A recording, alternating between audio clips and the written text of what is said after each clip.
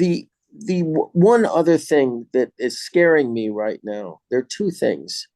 One is Bibi's plan for the day after, and the allowance of this 5,000 man PA commando force that's being trained in Jordan right now to actually enter the territories. As far as Bibi's plan is concerned, to cut to the chase, we've seen this movie before. It's exactly what happened, or we attempted to do in the wake of the 6-Day War, when we tried to empower the various clans and village elders to take over, kind of in an autonomous way, parts of the Arab populated territory of Yehuda and Shamron. And what happened? Many of them were assassinated. Many of them were intimidated into silence. Many of them left immediately. It failed because the terror groups knew exactly how to stop that process. So just as happened then will happen now. And we see with Yoav Gallant's insipid plan for guaranteeing the safe distribution of humanitarian aid in Gaza by allowing local merchants and a local armed security force to distribute the the humanitarian aid more equitably to the poor, innocent civilians in Gaza. Who are these merchants? These merchants have been working with Hamas since Hamas took over. And the gunmen, who has guns? Hamas supporters have guns. So what Gallant did was just say, well, it's just 1 degree of separation, but it's enough separation for cosmetic reasons, really. Well, now they're going to apply that same illogic to handing over civil control to exactly the same type of groups in Gaza. And if they aren't Hamasnikim to begin with, they'll either be killed, intimidated into silence, or allowed to leave, to flee. So this is Bibi's day after. I'm sorry.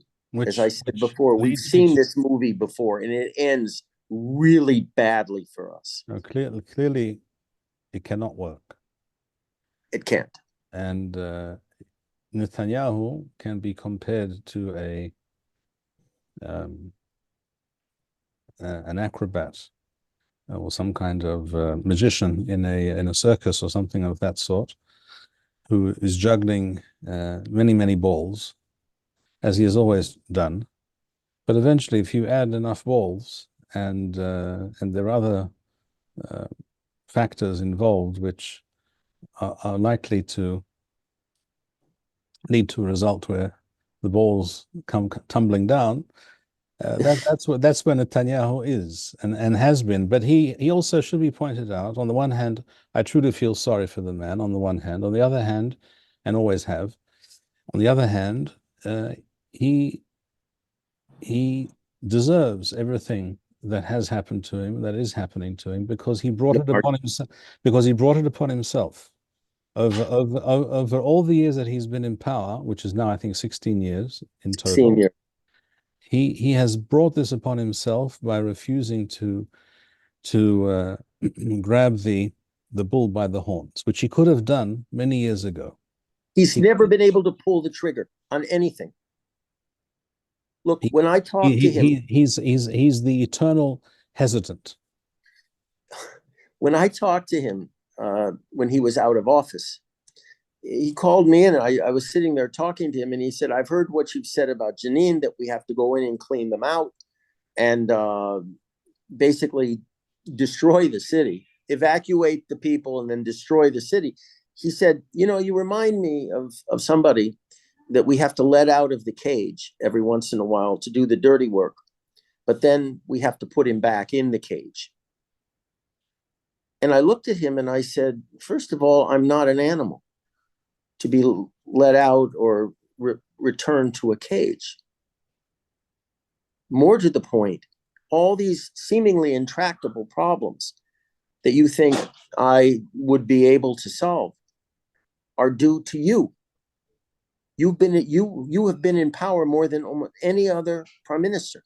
You allowed these problems to fester to the point where they are almost intractable, except for someone like me to come along and correct them. And I mentioned Hezbollah and his allowance of them to build up their rocket force to the point where it has could have, chas v'shalom, the same effect as a nuclear strike on Israel. So his day after will be a nightmare. And then what?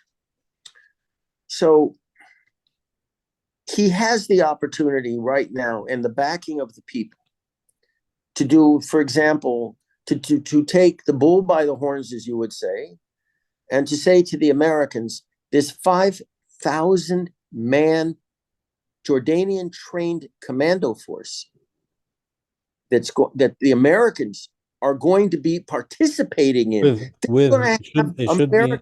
People should understand what kind of force we're talking about. We're talking about not just 5,000 well-trained commandos. We're talking about armored vehicles, heavy machine guns, anti-tank weapons. Everything. The full panoply of an army. It's an army. It's an army by any other name. Stretch of the imagination. The argument, and I will try to follow this, is that the reason the Americans want this force in the territories is for the day after Abbas, when everybody expects a civil war to break out, which I feel we should, as my grandfather from Minsk would say, lozum gan, let it happen. Because the Americans are backing. Or we could adopt the Rebbe Mikloisenberg's approach. You familiar with what he did? At the beginning of the Iran-Iraq war, he sent telegrams both to Saddam Hussein in Iraq and to the Ayatollahs in Iran, wishing them both all possible success. Yeah, the statement by Kissinger, which I felt was tremendous, was that he was sorry there could only be one loser in the Iran-Iraq war. But here we have a situation where this force is coming in, presumably, to preserve the PA in the expected civil war that will break out once Abbas, dies probably, or retires to the Marbella and the Spanish Riviera. And another thug will take over, either the head of the General Intelligence Service in the PA or the head of their Palestinian Security Agency. Another American stooge will take over. But this time, the Americans are insisting that American soldiers be included with this PA force. And basically what's going to happen is when this force turns its guns against us, we will be inhibited from responding effectively by the presence of the Americans there. And this is also part of the plan. By the way, the Americans actually don't think this force in the day preceding this, in the interregnum, I'll put it this way, should actually be used against Arab terror, because they consider the biggest source of terror right now to be Jewish terror. So it's entirely possible that this force could overrun Jewish communities, Yeshuvim. They could murder Jews on the highway that they suspected of intended violence against innocent Palestinian civilians living in Jenin, of course. It's a very problematic situation we're facing with this 5,000 man commando force. Bibi, what do you think Netanyahu could do, and what do you think he actually will do? I should say what he should do is simply refuse to let them cross into the territories. They have to stay in Jordan. They will not be allowed to enter the land. What do I think he'll do? He'll cave, as he's always caved, unless somebody either a faction from his own party, or someone like Israel Katz, or someone like Nir Barkat, goes to him and basically says, you can't do this. You can't. If you do, the blood of Jews that will be shed by this force will be on your hands. And if you're willing to live with that, fine. We aren't. What will he do? What he's always done.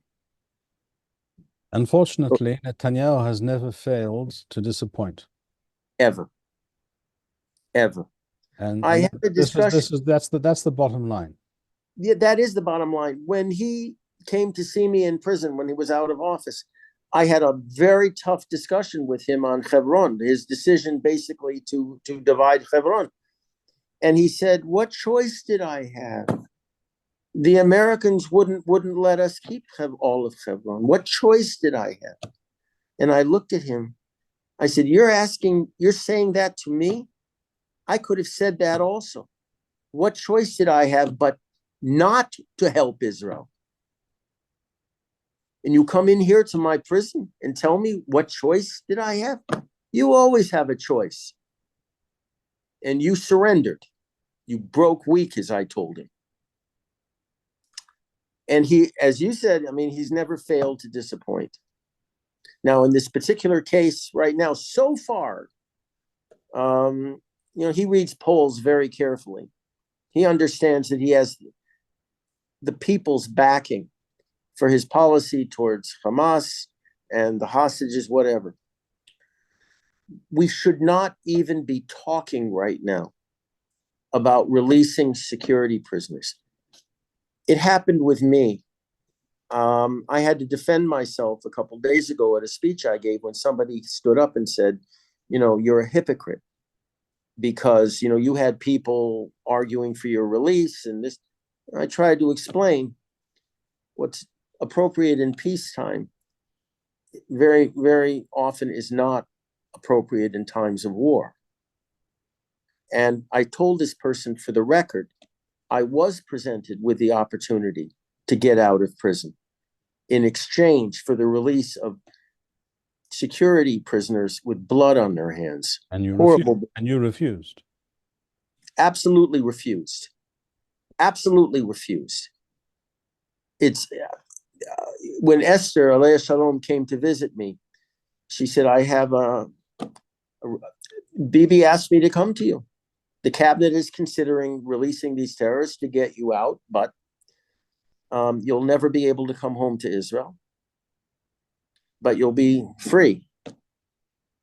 And she said, I just want you to know that whatever you decide, to stay in prison for the rest of your life or to live in galut, in exile, for the rest of your life, I will stay with you in the midbar.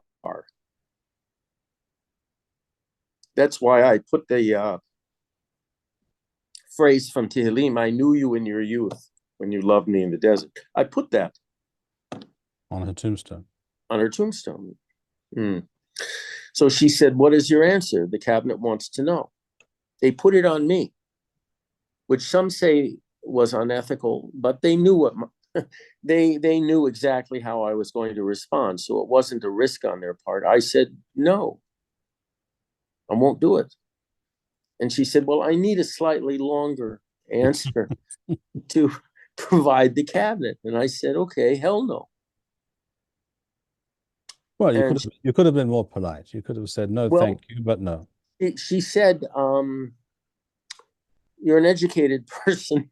Can you give me an educated answer? And I said, yes.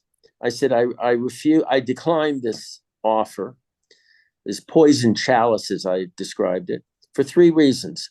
One, because it would devalue the lives of our victims. Number 2, it would encourage the enemy to commit further acts of murder and mayhem. And 3, it would inflict incalculable harm on the victims' families. And I said, for those 3 reasons, I have to refuse this. And she said, well, those are very fine answers, but they're not the Jewish answers. And she was my morah, so I said, okay. what is the Jewish answer? And she said, if you agree to forsake the land so that you can stay in the midbar, you will be committing the same crime that the Meraglim committed in the desert when the spies came. And she said, we've been paying for that ever since. She said, there are only two ways for you to come home, either as an old man, where you kiss the ground when you come, or as a met, as a body, to be interred in Knesset Yisrael. She said, those are the two options for you. There are no other Jewish options. So I said, okay, you can put my name on that. But she explained it as a proud Jew who understood halacha and understood our history and understood Torah. But now, by even talking about the possibility of releasing any more terrorists, especially those with blood on their hands, I fear that what Hashem tried to do for us on October 7th, to awaken us to the reality of our situation and to turn back to Him, is going to be repeated again. We cannot release, even for political reasons, to state the possibility of releasing murderers or any security prisoners for that reason. It is anti-Jewish. It is anti-Torah. We can't do that. We can get our prisoners back. As I said, I was told by Esther, alayhi shalom, come home either as an old man to kiss the ground, or come home as a met, as a body, to be buried in Eretz HaKodesh. Those are the two choices. The soldiers, the Chayalim, know that when they put on the uniform, they must be prepared to sacrifice their life for our country and our people, our land. The fact of the matter is, we are all Chayalim now. Even our babies in their cribs have all been turned into Chayalim. And we have to recognize that fact. And we have to learn what the consequence, and accept the consequences of that. We should show the enemy no mercy.